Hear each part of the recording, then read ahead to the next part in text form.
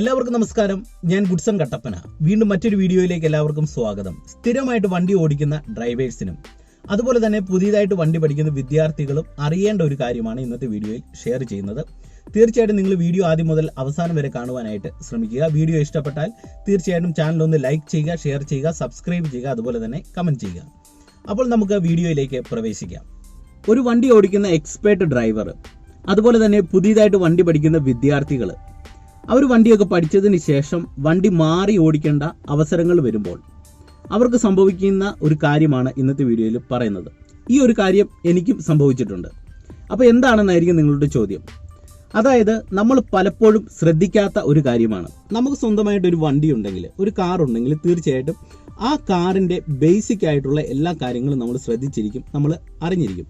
എന്നാൽ നമുക്ക് പെട്ടെന്നൊരു സന്ദർഭത്തിൽ നമുക്ക് മറ്റൊരു വണ്ടി ഓടിക്കേണ്ട അവസരം ഉണ്ടാകുമ്പോൾ ചിലപ്പോൾ സംഭവിക്കുന്ന ഒരു കാര്യം മറ്റൊന്നുമല്ല, എനിക്കുണ്ടായ ഒരു അനുഭവം നിങ്ങളുമായിട്ട് ഷെയർ ചെയ്യാം. ഈ പറഞ്ഞതുപോലെ തന്നെ മറ്റൊരു വാഹനം ഓടിക്കുവാനുള്ള അവസരം എനിക്ക് ലഭിച്ചു. ഒരു ലോങ് ഡ്രൈവ് പോകാനുള്ള അവസരം ലഭിച്ചു. അപ്പോൾ വാഹനത്തിൻ്റെ ഉള്ളിൽ ഇന്ധനം ഫില്ല് ചെയ്യേണ്ടത് വളരെ അനിവാര്യമാണ്. വാഹനവുമായിട്ട് ഞാൻ പമ്പിലേക്ക് നീങ്ങിയ സമയത്താണ് ഞാൻ ഓർത്തത് വാഹനത്തിൻ്റെ പെട്രോൾ ടാങ്ക് എവിടെയാണ്.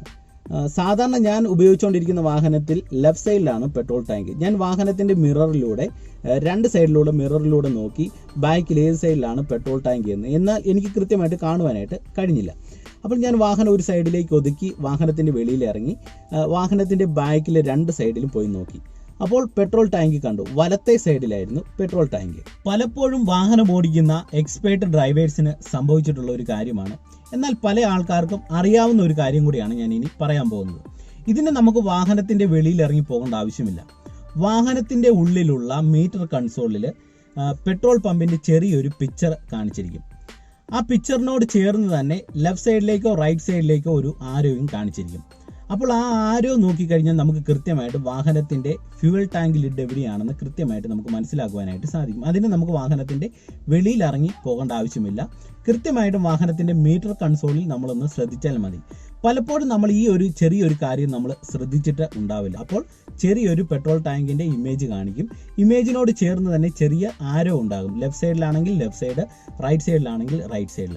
അങ്ങനെ നിങ്ങൾക്ക് നിങ്ങളുടെ ഒരു വാഹനത്തിൻ്റെ പെട്രോൾ ടാങ്ക് ഫില്ല് ചെയ്യുന്ന ടാങ്ക് എവിടെയാണെന്ന് നമുക്ക് മീറ്റർ കൺസോളിൽ നോക്കിയാൽ മനസ്സിലാക്കുവാനായിട്ട് സാധിക്കും. ഞാൻ ഈ പറഞ്ഞ കാര്യം പല ആൾക്കാർക്കും അറിയാവുന്ന ഒരു കാര്യമായിരിക്കാം, എങ്കിൽ പോലും ഇതിനെക്കുറിച്ച് ധാരണയില്ലാത്തവരുണ്ട്.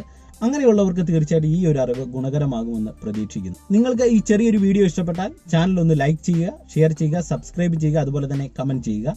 നിങ്ങൾ യൂട്യൂബിൽ തരുന്ന സപ്പോർട്ടിന് ഒരുപാട് നന്ദി. ഫേസ്ബുക്കിലും നിങ്ങളുടെ സപ്പോർട്ട് ഞാൻ പ്രതീക്ഷിക്കുന്നു. ഫേസ്ബുക്കിന്റെ ലിങ്ക് ഞാൻ ഡിസ്ക്രിപ്ഷൻ ബോക്സിൽ കൊടുത്തേക്കാം. അപ്പോൾ തീർച്ചയായിട്ടും നിങ്ങൾക്ക് എന്തെങ്കിലും മെസ്സേജ് അയക്കണമെന്നുണ്ടെങ്കിൽ ഫേസ്ബുക്കിൽ മെസ്സേജ് അയക്കാവുന്നതാണ്. അപ്പോൾ നമുക്ക് മറ്റൊരു വീഡിയോയിൽ കാണാം. എല്ലാവർക്കും നല്ലൊരു ദിവസം ആശംസിക്കുന്നു. നന്ദി, നമസ്കാരം.